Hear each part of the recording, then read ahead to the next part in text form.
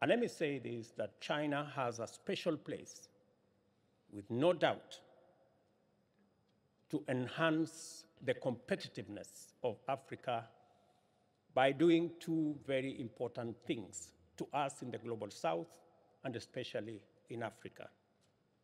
Number one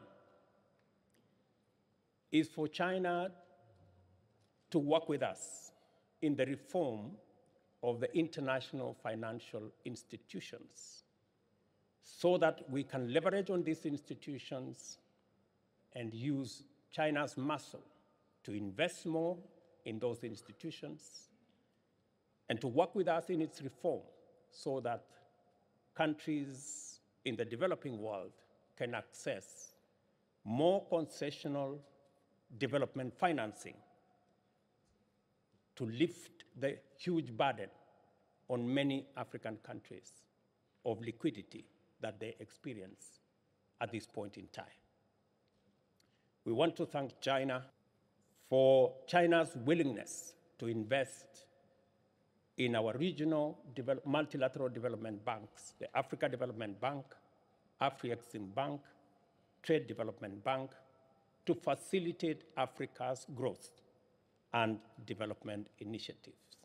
And I want to use this forum to thank the government of China for that consideration.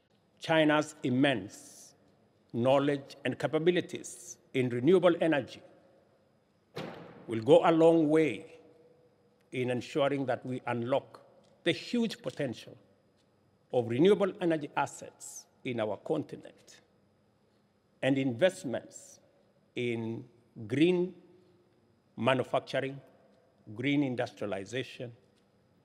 And I again want to take this opportunity to thank the government of China for its commitment to invest in industrialization in our continent, in modernizing agriculture in our continent, and in also working with us on the development of human capital and matters talent development in our continent. Africa is emerging as the last frontier of global industrial transformation.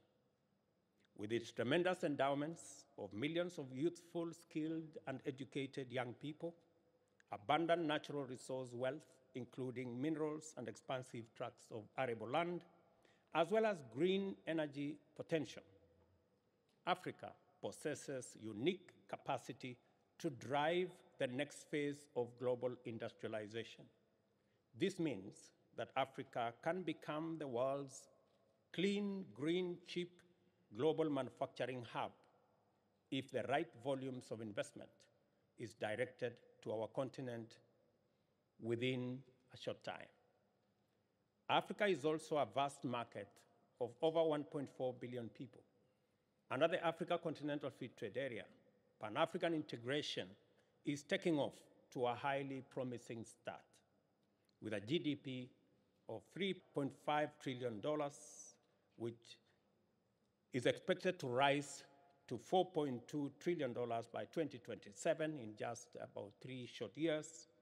The digital economy contributed only 4.5% of Africa's GDP, although it is expected to increase significantly by 2030.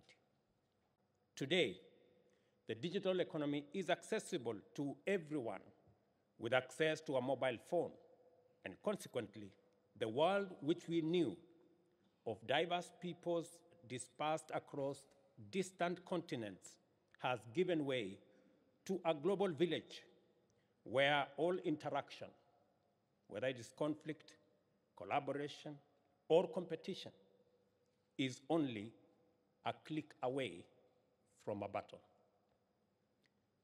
Ultimately, this is the irresistible promise of the digital economy: its capacity to be inclusive, democratic, to empower individuals and groups with global reach and limitless opportunity, and make possible the most efficient exchange of goods, services, and information.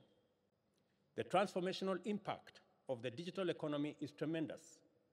By facilitating innovation, research, and development, it has sustained the acceleration of technological transformation to such an extent that absolute paradigm shifts have become normalized punctuations to the global rhythm of change and growth.